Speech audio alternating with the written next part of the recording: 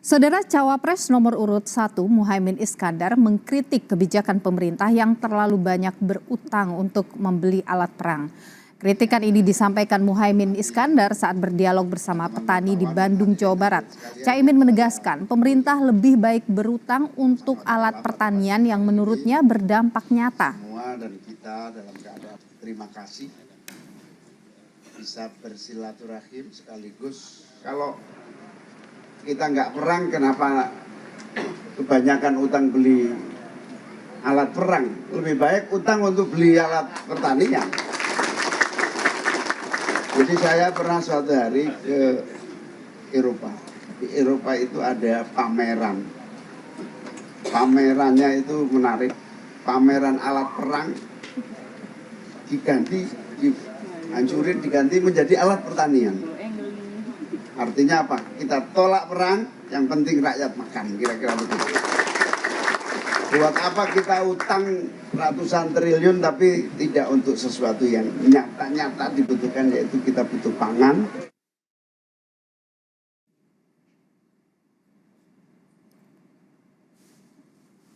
Membahas soal kritik Caimin pada pemerintah yang banyak berutang untuk alat perang, kita bahas saudara bersama dengan juru bicara TKN Prabowo Gibran, Bobi Adityo Rizaldi, kemudian juga ada juru bicara Timnas Amin Sukamta dan Direktur Imparsial Al Araf. Selamat petang Bapak-Bapak, sehat selalu.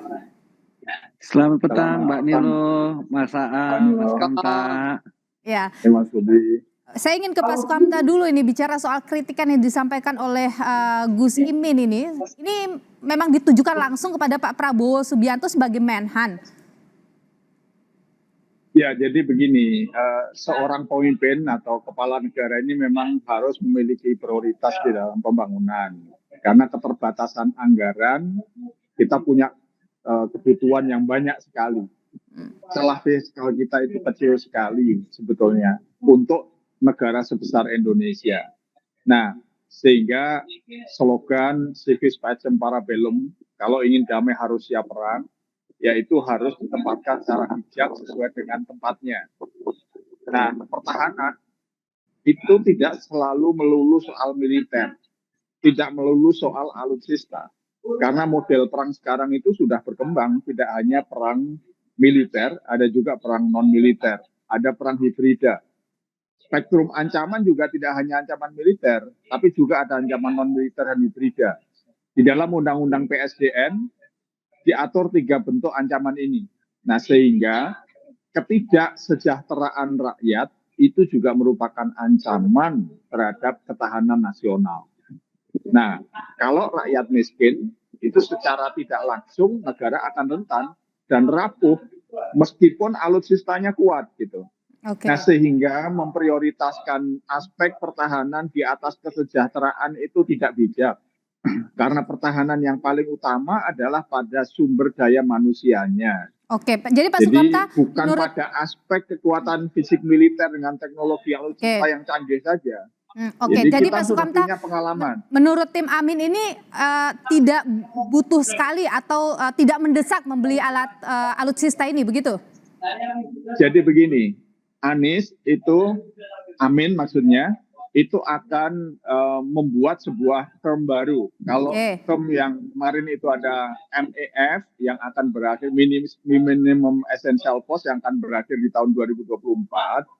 Nah, Amin itu akan membuat term baru untuk perencanaan pertahanan ke depan, yaitu apa yang disebut New Essential Cost atau NEF. Di mana lebih diprioritaskan sistem pertahanan dan alutsista yang adaptif terhadap tantangan-tantangan maupun kesiapan SDM yang akan mengoperasionalkan alutsista tersebut. Oke, jadi alutsistanya tidak terlalu butuh begitu, SDM-nya diperbaiki begitu ya kira-kira Pak Sukamta ya? SDM diperbaiki, alutsistanya menyesuaikan terhadap perkembangan yang ada. Tidak harus alat perang itu yang besar-besar dan super mahal, tetapi yang efektif, efisien, adaptif. Di dalam perang Ukraina, perang Palestina ini sudah terbukti. Baik, saya tahan di sana Pak Sukamta, kami tangkap. Coba saya tanya dulu ke Pak Bobi. Pak Bobi, bagaimana kalau menurut Anda? Ya, begini Mbak Nilo, sesuai dengan misi visi Asta Cita Bapak Prabowo yang di poin 5, di situ disebutkan secara gamblang bahwa pertahanan terbaik sebuah bangsa itu adalah kemandirian. Nah, kemandirian itu macam-macam, ada kemandirian pangan, kemandirian energi, kemandirian ekonomi, dan semua kemandirian ini memerlukan eksplorasi potensi sumber daya yang ada. Nah, untuk bisa mengeksplorasi kita perlu wilayah yang utuh. Nah, bagaimana Pak Bobi? Baik, militer yang kuat inilah yang salah satunya dengan pertahanan dan keamanan. Dengan orang membuat rumah saja yang paling utama dia bikin pertama kali adalah pasti pagarnya dan pintu rumahnya yang terkunci. Itu oke. yang paling dipastikan bahwa suatu negara yang kuat untuk dia bisa mengeksplorasi kemampuan bangsanya, dia harus bisa mempertahankan wilayahnya dulu. Nah, mempertahankan wilayah inilah kita perlu kekuatan militer untuk menghadapi aneksasi asing. Siapa yang tahu perang Rusia Ukraina? Tidak ada yang bisa memprediksi. Payung yang terbaik adalah payung yang ada saat hujan. Itulah namanya civis pacem parabellum. Nah, Oke. inilah yang dengan misi visi Bapak Prabowo Gibran yang nomor 5 ini, inilah yang paling utama. Jadi Pak Bobi, militer itu menurut hanya Anda ini sebagian kecil. sindiran ini serangan langsung kepada Pak Prabowo atau gimana? Ya, saya rasa setiap paslon pasti memiliki gagasan. Tinggal Oke. bagaimana publik melihat skala prioritas. Mau punya militer yang kuat, apa militer yang modal selepetan Oke, aja. Nah, tapi ini kan sindiran satu ini hal yang ditujukan ke berbeda. Pak Prabowo sebagai menhan atau bagaimana kalau Anda lihat? Saya rasa itu gagasan prioritas masing-masing kan bisa berbeda. Kami tidak ingin mengomentari gagasan yang prioritas dari paslon lain, tetapi kita ingin menyampaikan bahwa yang Oke. namanya pertahanan negara itu bukan hanya alutsista, adalah kemandirian. Nah, bagaimana untuk mencapai kemandirian tersebut, kita perlu wilayah yang utuh Oke. untuk bisa kita mengeksplorasi dan secara berdaulat. Itulah perlunya militer. Oke, Pak Sukamta, kalau Anda melihat bagaimana? Ini serangan yang ditujukan oleh atau sindiran yang disebutkan oleh Caimin ini bentuk serangan langsung kepada Pak Prabowo sebagai menhan atau bagaimana Anda lihat? Saya kira Pak Muhaimin atau Gus Imin ini sedang mengatakan kepada publik bahwa beliau akan memprioritaskan kesejahteraan rakyat dengan pertahanan yang cukup. Nah, pertahanan yang cukup adalah pertahanan yang paradigmanya itu sedikit diubah dari yang selama ini berjalan. Oke. Nah, soal pengadaan alutsista juga nanti akan disesuaikan. Kalau kantongnya cekak, kita tidak ingin membuat membeli alutsista yang gedabiah besar sekali, tapi tidak efektif, tidak efisien. Oke. Perang di Palestina itu membuktikan bahwa Oke. Israel yang punya superior peralatan alutsista bisa dikalahkan tentaranya ya, Oke. bukan siviliannya, oleh para gerilyawan yang peralatannya itu cukup memadai walaupun tidak jelek-jelek amat gitu. Oke, baik. Nah, Indonesia ya tidak harus menjadi sangat superior, tetapi alutsistanya efektif, efisien, cukup untuk mempertahankan keutuhan wilayah NKRI. Nah, Oke. itu yang diinginkan. Oke, baik. Saya ke Pak Al-Araf dulu nih. Selebihnya prioritasnya pada kesejahteraan rakyat. Oke, Pak Araf, kalau Anda lihat ini apa yang disampaikan oleh Caimin ini adalah bentuk serangan memang kepada menyerang psikologi seorang Prabowo Subianto. Ya, jadi gini Mbak, konsep keamanan pertahanan itu ada dua pendekatan. Yang pertama adalah pendekatan tradisional. Yang kedua pendekatan tradisional security. Pendekatan tradisional security menekankan aspek pentingnya melindungi rezim dari ancaman eksternal. Sehingga doktrinnya tadi, civis pacem parabellum. Gagasannya adalah memperkuat kapasitas kekuatan pertahanan alutsista sekuat mungkin. Karena mereka menganggap bahwa ancaman itu datangnya dari luar terkait dengan kemungkinan terjadinya perang. Sehingga gagasannya memperkuat alutsista. Pendekatan kedua adalah pendekatan non-traditional security yang memandang bahwa ancaman itu sifatnya multidimensional dan kompleks. Tidak hanya ancaman militer, tapi juga ancaman non-militer. Gitu.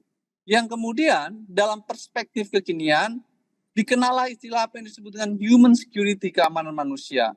Pentingnya untuk memastikan itu. Itu digagas oleh UNDP sejak 1994. Isu-isu dalam human security meliputi economic security, food security, environmental security Baik. yang dia perspektifnya adalah non-chip, sehingga pendekatan tentang non-traditional security juga berkembang di banyak negara, Kanada dan lain sebagainya. Nah, terkait dengan isu alokasi anggaran pertahanan, maka pertanyaannya adalah apa prioritas Kementerian Pertahanan di dalam strateginya untuk membangun pertahanan dan keamanan ke depan? Apakah lebih menitik tekankan pada pembangunan traditional security perspektif atau non-traditional security perspektif? Saya melihat apa yang disampaikan oleh Pak Muhaimin, dia lebih menekankan pendekatan non-traditional security perspektif dalam membangun pertahanan yang menggagas tentang pentingnya human security. Oke, baik, soal Mas Bobi lebih menekankan pada Oke, Mas Araf, kita tahan dulu kalau gitu ya. Kita tahan dulu, kita akan jeda, tapi kita akan bahas lebih jauh ini soal penganggaran ini. Bagaimana Anda memandang penganggaran dilakukan di soal pertahanan kita. Kita akan bahas lebih lengkap usai jeda. Tetaplah bersama kami.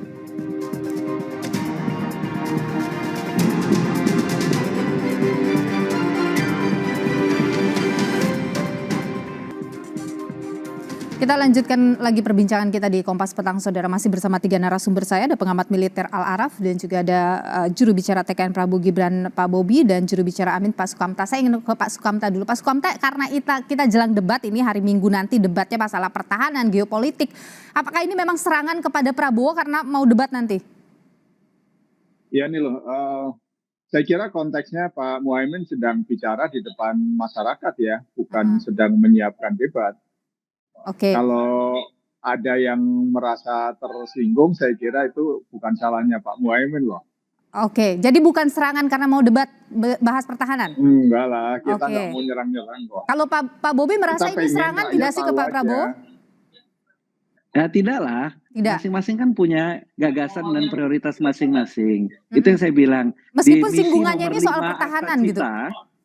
Ya makanya kalau nanti Mbak Nilo lihat misi nomor 5 Astacita itu, pertahanan itu bukan hanya alutsista, hanya di situ ada kemandirian energi, ada ekonomi biru, ekonomi hijau, ada sumber daya alam. Jadi militer itu hanya bagian dari pertahanan kita. Yang utama tadi betul yang tadi disampaikan Mas Aal tadi, bahwa dimensi perspektif pertahanan itu bukan hanya militer saja, itu udah old banget. Nah, kalau di misi nomor 5 itu jelas disampaikan bahwa pertahanan negara itu adalah bagaimana menuju kemandirian. Oke, tapi Pak Bobi kan disinggung juga itu soal utang banyak untuk ratusan triliun untuk beli alat perang. Padahal kita tidak perang, mendingan untuk yang lain gitu, misalnya untuk beli alat pertanian. Bagaimana Anda melihat itu? Ya, untuk membeli alat pertanian itu sudah alokasinya yang lain. Nah, kenapa kita harus alutsista itu hutang? Bukannya kita tidak sanggup untuk beli cash. Tapi kalau dalam penganggaran itu ada 2. Pertama adalah yang anualitas. Yang APBN biasa itu adalah anualitas. Jadi tanggal 1 Januari, 31 Desember itu harus uang sudah keluar, barangnya ada. Nah, kalau pembelian alutsista itu barangnya kan dibikin dulu, bisa 2-3 tahun lagi jadi, bisa lagi 5 tahun jadi. Oleh karenanya perlu skema hutang. Nah, skema hutang ini kan dari produsennya juga tidak mau dong, dia mau bikin kalau belum ada uang pembayaran. Nah, inilah skema hutang yang dimasukkan di dalam anualitas itu sebagai cicilannya, dan bunga pinjaman luar negeri untuk alutsista itu lebih rendah dibandingkan kalau kita menerbitkan SBN misalkan, yang untuk keperluan umum. Jadi hutang ini adalah skema pembayaran saja. Dan skema pembayaran ini barangnya ada, sudah selesai hutangnya. Berbeda dengan hutang infrastruktur. Hutang infrastruktur itu dihitung masa pakainya. Jadi barangnya udah ada, misalkan jalan tol, kereta cepat, itu barangnya sudah ada tapi hutangnya masih berjalan terus. Kalau alutsista tidak, barangnya ada, selesai sudah hutangnya. Oke, kita tahan di sana dulu Pak Sukamta. Ini kalau kita bicara soal skema pembayaran, kalau misalnya dari tim Amin, kalau jadi nih satu saat kalau misalnya mau beli alutsista, konsep pembayarannya akan bagaimana? Pembiayaannya, utang juga tuh gimana tuh? Sempat dipikirkan tidak? Begini. Mana ada yang beli cash? Memang sekarang ini pengelolaan APBN kita ini itu celah fiskal kita itu kecil sekali. Kenapa? Karena cara pemerintahan hari ini mengelola APBN kita itu tradisional sekali. Jadi biaya birokrasi itu menjadi terlalu besar. biaya-biaya yang lain terlalu besar sehingga celah fiskal kita itu kecil sekali. Oke. Itu sebabnya ke depan kalau Amin dapat dipercaya oleh rakyat menjadi presiden dan wakil presiden, kita ingin melakukan adjustment terhadap cara pengelolaan APBN kita sehingga celah fiskal kita menjadi lebih besar Bagaimana itu? tanpa mengorbankan masyarakat. Kalau sekarang kan pilihannya itu yang rutin terus jalan, celah fiskalnya sedikit, solusi untuk belanja-belanja utang gitu. Nah, kita tidak ingin membebani rakyat kita ke depan. Kalau toh terpaksa hutang, itu tidak besar-besar sekali. Oke. Nah, jadi tetap ada kita hutang gitu ya Pak Sukamta ya? Ya, intinya ada hutang. Itu nanti yang memutuskan bukan kita hari ini. Oke. Kalau toh itu terpaksa, tetapi prioritas adalah pengelolaan APBN, memperbesar celah fiskal, menghilangkan inefisiensi.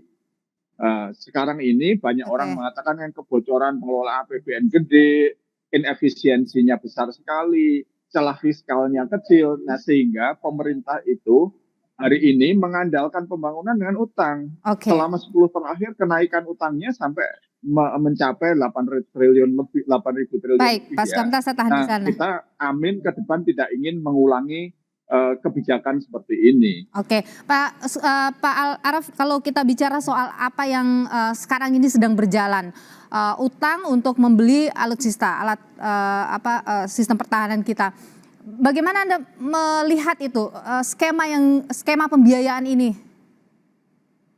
Ya, saya pertama tadi ya perspektif keamanan itu ada tradisional dan non tradisional.